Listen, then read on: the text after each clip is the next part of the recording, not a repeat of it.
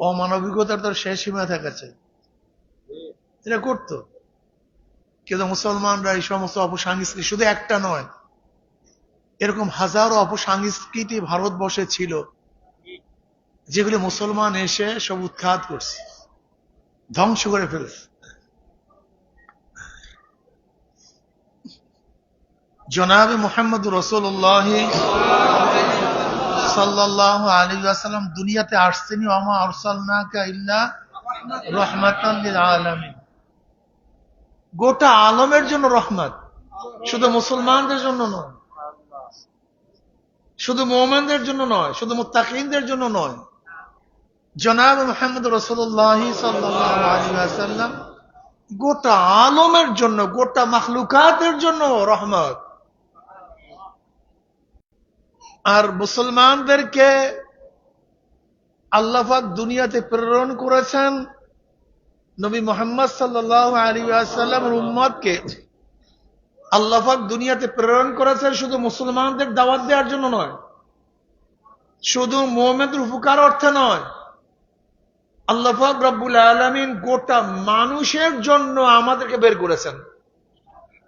কুনতুম খায়রা উম্মাতিন উখরিজাত লিন-নাস তা'মুরুনা বিল মা'রুফি ওয়া তানহাউনা আনিল মুনকার ওয়া তু'মিনুনা বিল্লাহ। কুনতুম খায়রা উম্মাত, তোমরা সর্বশ্রেষ্ঠ উম্মত।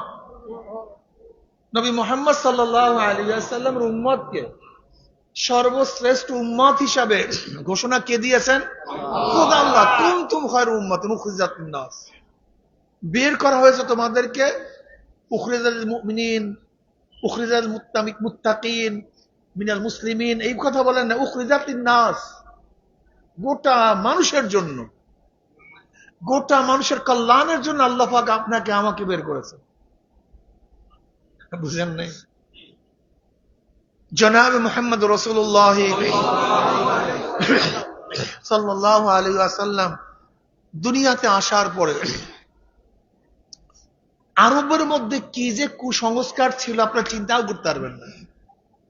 কুসংস্কারের কোনো শেষ ছিল না, সীমা ছিল না, এত কুসংস্কার ছিল। মানুষদের ভেদাভেদ এমন পর্যায়ে পৌঁছে যাচ্ছে চিন্তাও করতে পারবেন না। গোলামদের, মহিলাদের, নিচু বংশের মানুষের ইজ্জত, আবরু, সম্মান বলতে কিচ্ছু ছিল না। মানবতার জীবন যাপন করত। নবী আলাইহিস সালাতু সাম্যতা কি করছেন ভাই? সমান করে ফেলছেন। কে ঋষি, কে কামার, কে মজদুর, কে কুলি, কে উচ্চ বংশীয়, কে নিম্ন বংশীয়, কে শিক্ষিত, কে মূর্খ, কোন দেখার বিষয় নয়। মানুষ সবাই দামি, আশরাফুল মাখলুকাত জনাব মুহাম্মদ রাসূলুল্লাহ সাল্লাল্লাহু আলাইহি ওয়াসাল্লাম, অন্য কেউ না। আজকে যান আপনি পূজায়, যান মন্দিরে, দেখবেন যারা ব্রাহ্মণ আছে তাদের সম্মান, তাদের ইজ্জত, যারা দলিত বংশে আছে তাদের ইজ্জত, তাদের সম্মান, কিন্তু মন্দির এক না, পূজার ক্ষেত্র এক না। শুধু কি তাই, এই আম্বেদকর, ভারতের যে সংবিধান রচনা করছে আম্বেদকর, যাকে বলা হয় বাবাজি আম্বেদকর, উনি তো দলিত বংশের লোক, নিচু বংশের লোক, নিম্ন বংশের লোক। আর হিন্দুদের ধর্মে নিচু বংশের লোকদের শিক্ষা গ্রহণ করা বহুত বড় পাপ, মারাত্মক পাপ, বহুত বড় অন্যায়, বহুত বড় অপরাধ। নিচু বংশের মানুষ কি করতে পারবে না? শিক্ষা গ্রহণ করে। এটা কার মধ্যে? হিন্দুদের মধ্যে। এটা হিন্দুদের মধ্যে এখনো আছে, যদি অনেকে মানে না। নিচু বংশের লোক শিক্ষা অর্জন করতে পারবে। তা আম্বেদকর তো নিচু বংশের লোক, কিন্তু আল্লাহ পাক তাকে মেধা দিছে। ব্রাহ্মণের সন্তানকে পড়ায় ওস্তাদ, মুখস্থ হয় না, কিন্তু আম্বেদকর তো দরজায় বলে শুনে, দরজায় বসে শুনতে শুনতে মুখস্থ হয়ে যায়। সে বিশাল শিক্ষিত হয়ে গেছে, জ্ঞানের ভান্ডার হয়ে গেছে। ভারতের সংবিধান রচনা করছে। হিন্দুদের মধ্যে এমন কুসংস্কার, নিচু বংশের লোকদের শিক্ষা গ্রহণ করা সম্পূর্ণ অবৈধ, বড় পাপ। আর ইসলামের সূচনা হয়েছে ইকরা, পড়ো। ইসলামের সূচনা কি? ফার্স্ট ইকরা পড়ো, প্রথম ওহী ইকরা পড়ো। যেখানে এক ধর্মের লোকদেরকে, ধর্মীয় লোকদের পড়াশোনাকে অপরাধ মনে করে, আর সেখানে ইসলামের সূচনাটাই হলো পড়ো, বিসমি রাব্বিকাল্লাযী খলাক, যিনি তোমাকে সৃষ্টি করেছেন সেই রবের নামে সাহায্যে পড়তে থাকো। সূচনা প্রথম ওহী ইকরা পড়ো। পড়াশোনা করা ছাড়া ইসলাম পালন করা যায় না, পড়াশোনা করা ছাড়া মুসলমান হওয়া যায় না। আর রহমানু আল্লামাল কোরআন খলাকাল ইনসান। দেখছেন আল্লাহ পাকের বাণী কত সুন্দর, কত চমৎকার। আসলে প্রথম উচিত ছিল আল্লাহ পাক মানুষ সৃষ্টি করেছেন, কোরআন শিক্ষা দিয়েছেন, এইটা তো হওয়া উচিত ছিল যে মানুষ আগে সৃষ্টি হবে তারপরে শিক্ষা গ্রহণ করবে। কিন্তু আল্লাহ পাক মানুষ সৃষ্টির আগে কি বলছেন? আর রহমানু আল্লামাল কোরআন, রহমান যিনি শিক্ষা দিয়েছেন কোরআন। এরপর খলাকাল ইনসান, এরপর কি বলছেন? মানুষ সৃষ্টি করেছেন। তার মানে যে ব্যক্তি কোরআন শিক্ষা গ্রহণ করে সেই মানুষ, আর যে ব্যক্তি কোরআন শিক্ষা গ্রহণ করে না সে মানুষরূপী পশু, সে মানুষই না। যে কোরআন শিক্ষা গ্রহণ করে সে কি? আর যে কোরআন শিক্ষা গ্রহণ করে না সে মানুষই না, সে মানুষরূপী পশু। ইসলামের সূচনা ইকরা পড়ো, পড়তে হবে। পড়াশোনা ছাড়া মুসলমান হওয়া যায় না। নামাজ ফরজ, নামাজের জন্য কেরাত ফরজ, নামাজের জন্য উজুর মাসালা জানা ফরজ, নামাজের জন্য গোসলের মাসালা জানা ফরজ, নামাজের জন্য আহকাম আরকান জানা ফরজ। তার মানে নামাজ পড়বেন, নামাজ সম্পর্কে জানবেন না, আপনি নামাজই পড়তে পারবেন না। আপনি নামাজ পড়বেন, কেরাত শুদ্ধ হবে না, আপনি মুসলমানই হতে পারবেন না। ইব্রাহিম বিন আদম রহমাতুল্লাহ আলাইহি বাজারে গেলেন, যাওয়ার পরে বাজারের লোকেরা প্রশ্ন করছে, হযরত কোরআন কি সত্য? বলে সত্য। কোনো সন্দেহ আছে? সন্দেহ আছে, নাই। ভুল আছে? নাই। শোভা নাই। কিন্তু আল্লাহ পাক বলেন উদউনি আস্তাজিব লাকুম, উদউনি, তোমরা আমাকে ডাকো, আমার কাছে দোয়া করো, আস্তাজিব লাকুম, আমি তোমাদের দোয়া কবুল করব, ডাকে সাড়া দেব।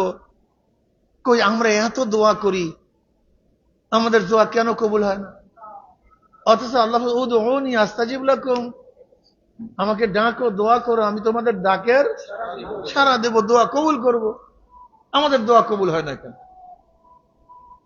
ইব্রাহিম বিন আদম রহমতুল্লাহ আলাইহি 10টা কারণ বলেছিলেন। কয়টা কারণ?